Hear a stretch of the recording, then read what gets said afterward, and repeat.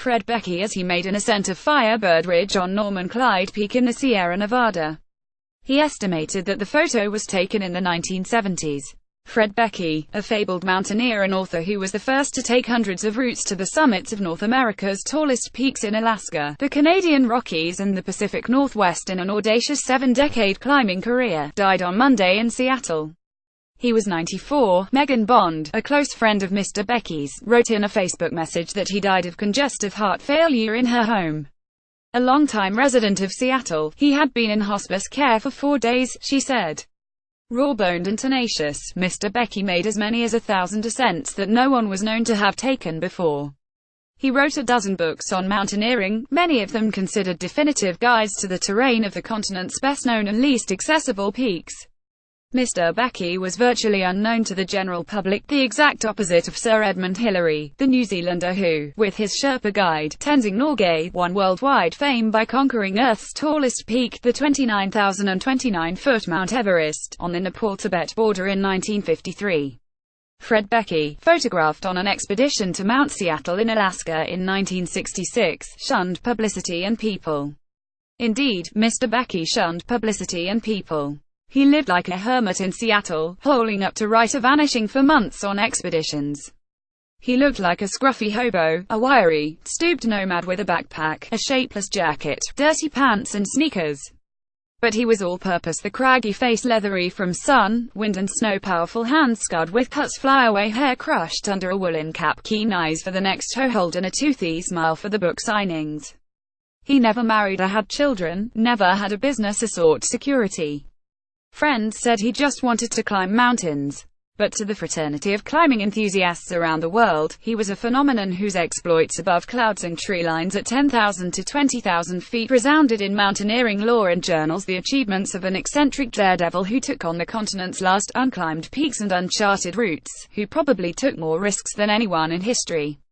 He wrote guidebooks and lectured for the cognoscenti, Americans and Canadians who appreciated the history, topography and perilous beauty of their wilderness strongholds, and for those who hoped to test their mettle on glacial escarpments with rope, ice axe and aching limbs for the reward of standing on the crown of a mountain called Terror or Despair, overlooking a vast panorama of the world.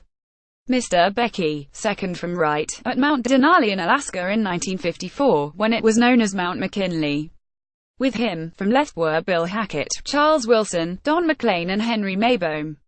If Thoreau and Emerson described the transcendental American theme, then Beckey, after Ahab, akin to Kerouac, describes the oddly manic drive to scale and map and detail the wilderness in a modern way. Steve Cossey, executive director of the Mountaineers, a Seattle-based outdoor recreation group, told the New York Times in 2008, when Mr. Beckey was in his 72nd year of mountaineering. He climbed Africa's tallest peak, Mount Kilimanjaro 19,341 feet, and Switzerland's highest massif, Monte Rosa 15,203. But he rarely ventured into the Himalayas, straddling the borders of China and India, where a dozen of the world's greatest summits defied human intrusion for centuries, rising more than 5 miles above sea level into an otherworldly realm of yawning abysses, 100-mile-an-hour winds, perpetual cold, and air so thin that the human brain and lungs cannot function properly in it. While other experienced mountaineers repeated ascents of Himalayan and Andean peaks for speed records, Mr. Beckey roamed North America in search of unconquered summits and routes considered too difficult to climb. He often climbed 40 or 50 different peaks a year. He was not the first to climb Alaska's Denali 20,310, North America's highest peak, formerly known as Mount McKinley. A team did that in 1913. But in 1954 he and several friends achieved mountaineering's Triple Crown by reaching the caps of the Alaska range giants Mounts Hunter 14,573 and Deborah 12,339, both in virgin ascents, and Denali's rarely climbed North Peak 19,470. Mr. Beckey on an ascent of Mount Temple in the Canadian Rockies around 1950. In a notoriously dangerous sport, Mr. Beckey sustained a crushed ribcage and another climber, Charles Shiverick, was killed when an avalanche carried them a quarter of a mile down Mount Serra in British Columbia in 1947. An ice pinnacle snared Mr. Beckey's rope, saving him, but his companion struck a rock and died of internal injuries. In an international expedition in 1955 to conquer the world's fourth highest peak, Lhotse 27,940 in the Himalayas, Mr. Beckey was denounced by colleagues for abandoning his tentmate with a cerebral edema at 23,000 feet in a howling blizzard the night before they were to attempt the summit. He descended alone, he said, to get help. The stricken man, snowblind and nearly frozen without a sleeping bag, was rescued by others, but it was a misadventure that Mr. Beckey never lived down.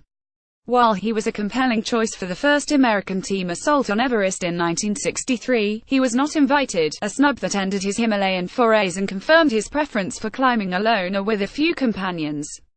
Mr. Beckey was caught in shrieking gales, trapped on rock ledges and buried in avalanches. But he was rarely hurt seriously, a testament perhaps to fine judgments how to cross a snowfield that might conceal a crevasse, where to hammer a piton into rock or ice to secure a rope on which life might hang, where to cling a step when hugging a sheer vertical rock face over an abyss. Mr. Beckey, right, around 1940 on the summit of Mount Baker in Washington state. Dave Olesk, Fred Beckey Archives. Via Associated Press, this man survived nearly 1,000 first ascents, where a climber doesn't know where to go and often has to deal with loose rock. Peter Green, director of the outdoor program at Portland's Catlin Gable School, told The Oregonian in 2012. It's amazing he's still alive. His decision-making and judgment must be so good. Wolfgang Beckey was born on January 14, 1923, near Düsseldorf, Germany, to Klaus and Martha Maria Beckey. His father was a surgeon and his mother an opera singer. The family, including a brother, Helmut, emigrated to Seattle in 1925. The boy called himself Fred and learned climbing techniques as a Boy Scout and in a mountaineer's course. He is survived by his brother, whom, as Bond said, lives in Germany. At 13, Fred and two friends reached the top of Mount Despair, a rugged 7,292-foot peak in the North Cascades that mountaineers had considered unclimbable. He soon began making local history, climbing summits in the Olympic and North Cascade ranges. Mr. Beckey at his home in Seattle in 2008.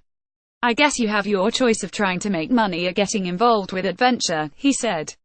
Rod Ma. For the New York Times, he loved skiing, and in 1942 he joined the wartime Army's 10th Mountain Division, based in Colorado.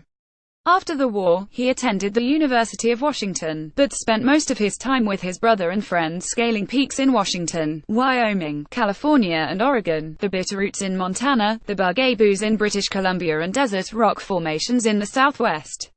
After graduating in 1949 with a degree in business administration, he sold ads for the Seattle Post-Intelligencer and was a print shop sales representative. He also finished his first book, Climber's Guide to the Cascade and Olympic Mountains of Washington 1949. Later books included Challenge of the North Cascades 1969, Cascade Alpine Guide, a 3-volume set with many editions 1973 to 2008, Mountains of North America 1982, Mount McKinley, Icy Crown of North America 1993, Range of Glaciers, The Exploration and Survey of the Northern Cascade Range 2003, and Fred Beckey's 100 Favorite North American Climbs 2011. His home was plastered with photos of his conquests, including two named for him: Beckey's Spire, also known as Christianity Spire, in Sedona, Arizona, which he climbed in 1970, and Mount Beckey, an 8,500-foot Alaskan peak in the Cathedral Mountains, which he climbed in 1996. Friends called him a cantankerous cuss who hated talk about himself. He sped long distances in his old pink Thunderbird, screaming all night to stay awake at the wheel, and howled at tourists who gawked at his camps. On a mountain, he amazed fellow climbers with his uphill speed and stamina. Even in his 80s, I guess you have your choice of trying to make money or getting involved with adventure, Mr. Beckey told Lincoln Stoller for the Learning Project in 2007. Most people get married, and by the time they're 30 they've got a couple of kids, and then they're strapped down. Then they have to work. Reggie Agnew contributed, reporting. A version of this article appears in print on November 1, 2017, on page B15 of the New York edition, with the headline Fred Beckey, Mountaineer, Dies at 94, Chronicler of North American Peaks.